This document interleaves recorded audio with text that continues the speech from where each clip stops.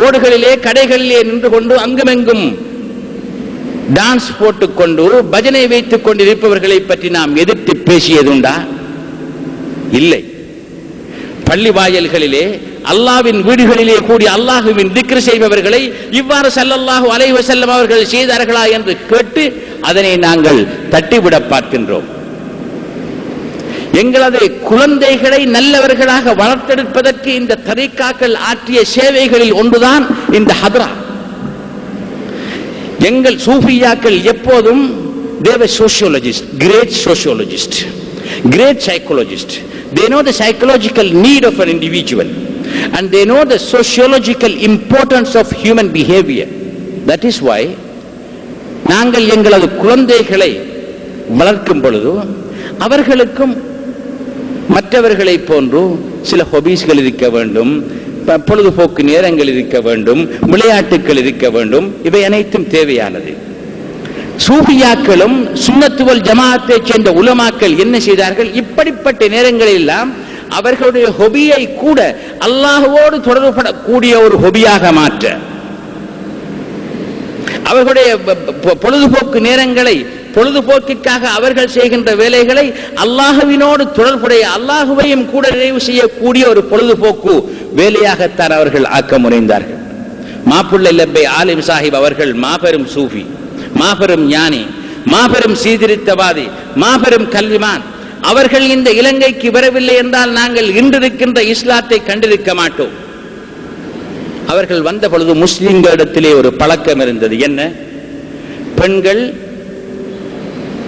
பிரெக்னன்டாக இருக்கின்ற நேரத்திலே சிங்களவர்களிடம் இருந்த சில பஜனை முறைகள், சில பிராக்டிசஸ்களை முஸ்லிம்களும் அந்த நேரத்திலே செய்ய துவங்கிவிட்டார்கள்.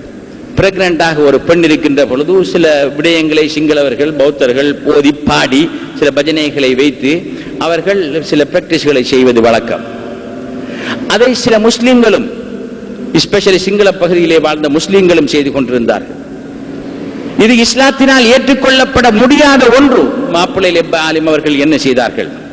இது கூடாது, இதை நீங்கள் செய்ய வேண்டாம், அதற்கு பதிலாக உங்களுக்கு நான் வேறு ஒன்றை சொல்லித் தருகிறேன் என்றுதான் தலை பாத்திஹா என்பதை எழுதினார்கள் மாப்பிள்ளை லெப்பை ஆலிம் அவர்கள்.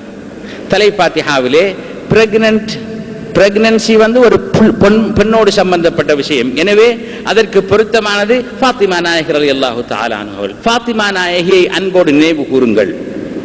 அதை அவர்கள் பாட்டு ரூபத்திலே எழுதி அரபியிலே அவர்கள் பல பைத்துக்களை எழுதி ஸல்லல்லாஹு அலைஹி வஸல்லம் அவர்களின் கண்மணியான மகள் ஃபாத்திமா ரலியல்லாஹு தஆலா அன்ஹா அவர்களது புகழை அதிலே பாடி ரசூலுல்லாஹி ஸல்லல்லாஹு அலைஹி வஸல்லம் அவர்களின் மனைவிமார்கள், நபிமார்களின் மனைவிமார்கள், இஸ்லாமிய வரலாற்றிலே நாம் அறிந்த பெரியார்களின் மனைவிமார்கள் அல்லது பெரியார்கள் என்று அறியப்பட்ட பெண்கள், ஒலிமார்களாக வாழ்ந்த பெண்கள், இவர்கள் அனைவருடைய பெயரையும் கூறி இவர்களது பொருட்டால் எங்களது வருத்தத்தை சுகமாக்கு, எங்களுக்கு பரக்கத்து செய் நாயனே என்பதுதான் தலைப்பாத்தியா. இதை அவர்கள் பாட்டாக எழுதி இதை ஓதுங்கள் என்று கூறினார்கள். இதுதான் சீர்திருத்தம். அவர்கள் நீங்கள் காபிர்கள், நீங்கள் பலிகேடர்கள், நீங்கள் சென்று விடுங்கள் என்று கூறவில்லை. இது தவறு, இதற்கு பதிலாக இதை செய்யுங்கள் என்றார்கள். இவ்வாறுதான் சூஃபியாக்கள் அவர்களுடைய தர்பியா முறை எப்போதும் ஒருவனை அல்லாஹ்வோடும் ரசூலோடும் தொடர்புபடுத்தக்கூடிய அமைப்பில் தான் இருந்தது. இப்போது நாங்கள் எங்களது குழந்தைகள் மக்ரிபுக்கும் இஷாவுக்கும் இடையிலே ஒன்று சேர்ந்து இந்த ஹத்ராவிலை செய்கின்ற போது யார் செய்கின்றார்கள்? நமது இளைஞர்கள், வாலிபர்கள். அவர்களுக்கு அவ்வாறு செய்யாமல் அந்த நேரத்தை நாங்கள் ஃப்ரீ ஆக்குகின்ற பொழுது என்ன நடக்கின்றது? நாளடைவிலே அவர்கள் சந்திக்கு செல்வார்கள். ஒவ்வொருவருக்கும் சில தோழர்கள், நண்பர்கள் இருப்பார்கள். அவர்களது வாழ்க்கை எவ்வளவு திசையிலே சென்று கொண்டிருக்கும். இதை நாம் விரும்புகின்றோமா? நமது குழந்தைகளுக்கு நாம் இதனை விரும்புவோமா? இதுதான் பிரச்சனை. இஸ்லாத்தை எதிர்க்கின்ற சக்திகள் எப்படியாவது ஸல்லல்லாஹு அலைஹி வஸல்லம் அவர்களுடைய மஹப்பத்தை இந்த முஸ்லிம்களின் உள்ளத்திலே இருந்து எடுத்துவிட முடியும் என்றால் அதுவே நமக்கு வெற்றி. இஸ்லாத்தை அறிவியல் ரீதியிலே எதிர்த்தார்கள், வெற்றி காணவில்லை. 1400 வருடங்களுக்கு மேலாக. இஸ்லாத்தை ஒழிக்க வேண்டும் என்றால் அல்லது அழிக்க வேண்டும் என்றால் அதற்குரிய ஒரே ஒரு வழி, அதற்கு உள்ளாக இருந்து நாங்கள் சதி செய்ய வேண்டும். முஸ்லிம்களிடத்திலே இருக்கின்ற ஸல்லல்லாஹு அலைஹி வஸல்லம் அவர்களின் மஹப்பத்தை நாங்கள் கொன்றுவிட வேண்டும். அதற்காகத்தான் ஸலவாத்து சொன்னால் அது பித்அத். ஸல்லல்லாஹு அலைஹி வஸல்லம் அவர்களை பற்றி புகழ்ந்து பாடினால் அது பித்அத். ஸல்லல்லாஹு அலைஹி வஸல்லம் அவர்களை பற்றி பெருமையுடன் நினைவு கூர்ந்தால் அது பித்அத்.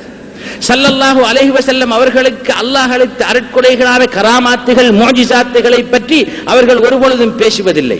ஸல்லல்லாஹு அலைஹி வஸல்லம் அவர்களை ஒரு விசேடமான மனிதர் என்ற அடிப்படையிலே காட்டக்கூடிய எந்த விஷயத்தையும் அப்படிப்பட்ட பிரச்சாரகர்கள் தங்களது பிரச்சாரங்களிலே கூறுவதில்லை. ஏன்? சரி, இவ்வாறு கூடியிருந்து ஸலவாத்து சொல்வது பித்அத் என்று வைத்துக் கொள்வோம். ஸலவாத்து சொல்வது ஒரு முஸ்லிமின் கடமை அல்லவா? அவர்கள் சொல்கின்றார்களா? ஸல்லல்லாஹு அலைஹி வஸல்லம் அவர்களை பற்றி பெருமையாக நினைவு கொண்ட ஒரு நிகழ்வு அவர்களது வாழ்க்கையிலே இருக்கின்றதா அல்லது அவர்களுடைய பிரச்சாரங்களிலே இருக்கின்றதா? இல்லை. இதனால் தான் சொல்கிறேன், பல இடங்களிலே அண்மையில் இந்த ஊரிலும் கூட நடந்தது என்று கேள்விப்பட்டேன். ஒரு பேச்சாளர் ஸல்லல்லாஹு அலைஹி வஸல்லம் அவர்களின் பெற்றோர் முஸ்லிம்களாக மரணிக்கவில்லை, அவர்கள் காபிராகத்தான் மரணித்தார்கள் என்று பிரச்சாரம் செய்தாராம். நஊது பில்லாஹி மின்ஹா. அவர்கள் காபிராக மரணித்தார்களா இல்லையா என்பது வேறு ஒரு விடயம். அவ்வாறுதான் வைத்துக் கொள்வோம். அதை ஒருவன் மேடையிலே மிம்பரிலே எடுத்து கூறுவதற்குரிய காரணம் என்ன? இன்றைய முஸ்லிம் உலகத்திலே இருக்கின்ற பிரச்சனைகளில் தலையாய்ந்த பிரச்சனை இதுவா? எனவே சும்மா இருந்த மக்களுக்கு முன்னே ஸல்லல்லாஹு அலைஹி வஸல்லம் அவர்களின் பெற்றோர் காபிர்கள் என்று ஒருவன் எடுத்து கூறுகின்றான் என்றால் அவனது நோக்கம் என்ன? ஒவ்வொரு பேச்சாளனும் ஒன்றை கூறுகின்ற பொழுது அதன் மூலம் ஒன்றை சேர்ப்பிக்க விரும்புகின்றான். இதனை அவன் தனது சப்ஜெக்டாக எடுக்கின்ற பொழுது அவன் எதை சேர்ப்பிக்க விரும்புகின்றான் என்பதை பற்றி நாம் சிந்தித்து பார்க்க வேண்டும். அப்போது இவர்களது உள்ளம் எங்கே இருக்கின்றது, இவர்கள் எதை சிந்திக்கின்றார்கள் என்பதை நாங்கள் அறிந்து கொள்ள முடியும். ஸல்லல்லாஹு அலைஹி வஸல்லம் அவர்களின் பெற்றோர் காபிர்கள் அல்ல. ஸல்லல்லாஹு அலைஹி வஸல்லம் அவர்கள் பெற்றோர் மட்டுமல்ல, ஸல்லல்லாஹு அலைஹி வஸல்லம் அவர்கள் நபியாக வருவதற்கு முன் மரணித்த ஒருவருமே காபிர்கள் அல்ல. ஏனென்றால் ஸல்லல்லாஹு அலைஹி வஸல்லம் அவர்களின் ரிசாலத் அவர்களுக்கு எட்டவில்லை. ஆனால் ஸல்லல்லாஹு அலைஹி வஸல்லம் அவர்களை பொறுத்தவரை அல்லாஹ் சுப்ஹானஹு வ தஆலா அவர்களை கௌரவிப்பதற்காக தனது பெற்றோர்களை கபரிலே இருந்து எழச் செய்து அவர்கள் ஸல்லல்லாஹு அலைஹி வஸல்லம் அவர்களை ஈமான் கொண்டு மௌத்தானார்கள். காபிர்களை ஜியாரத் செய்வதற்கு அனுமதிக்கவில்லை இஸ்லாம். ஆனால் ஸல்லல்லாஹு அலைஹி வஸல்லம் அவர்களின் பெற்றோர்களை ஜியாரத் செய்வதற்கு ஸல்லல்லாஹு அலைஹி வஸல்லம் அவர்களுக்கு அனுமதி வழங்கினான் இறைவன். ஸல்லல்லாஹு அலைஹி வஸல்லம் அவர்களின் மனதை புண்படுத்தக்கூடிய எதையும் செய்ய வேண்டாம் என்று நமக்கு பணித்த அல்லாஹ் உங்களை திருப்திப்படுத்துவதற்காக எதையும் செய்வேன் என்று கூறுகின்ற அல்லாஹ் மறு உலகத்திலும் மேலும் நாங்கள் உங்களுக்கு கொடுப்போம், நீங்கள் பொருந்திக் கொள்வீர்கள் என்று கூறுகின்ற அல்லாஹ் ஸல்லல்லாஹு அலைஹி வஸல்லம் அவர்களை பற்றி, ஸல்லல்லாஹு அலைஹி வஸல்லம் அவர்களின் பெற்றோர்களை பற்றி இவ்வாறு கூறுவதை அனுமதிப்பானா? ஒருவனது பெற்றோரினை பற்றி, பெற்றோரை விட ஒருவனுக்கு இந்த உலகிலே மேலானது எது? அப்படிப்பட்ட உண்மையிலேயே நாங்கள் ஒருவனது வைத்துக் கொள்வோம், ஒருவன் பௌத்த மதத்தை விட்டுவிட்டு இஸ்லாத்திற்கு வந்து விட்டார் என்று. அந்த இஸ்லாத்திற்கு வந்தவருடன் நாங்கள் உனது பாப்பா காஃபிர், உனது பாப்பா பலிகேடன், உனது பாப்பா நரகவாதி என்று நாங்கள் கூறினால் அது உண்மை, அவர் காஃபிர். ஆனால் நாங்கள் அவ்வாறு கூற முடியுமா? அவனது முகத்திலே எவ்வாறு இருக்கும் அவனது உள்ளம்? அவனது உள்ளம் எவ்வாறு இருக்கும் என்பது நமக்கும் தெரியும் என்ற காரணத்தினால் நாம் அவரிடம் அதை கூற மாட்டோம். அவ்வாறு கூற வேண்டிய ஒரு நிர்பந்தம் ஏற்பட்டாலும் நாம் யாரிடம் கூறப்போகின்றோமோ அவரை தனியாக எடுத்துத்தான் சொல்வோம். அப்படி என்றால் ஸல்லல்லாஹு அலைஹி வஸல்லம் அவர்களின் பெற்றோரினை பற்றி நாங்கள் பேசுகின்ற பொழுது எவ்வளவு அதபுடன் பேச வேண்டும்.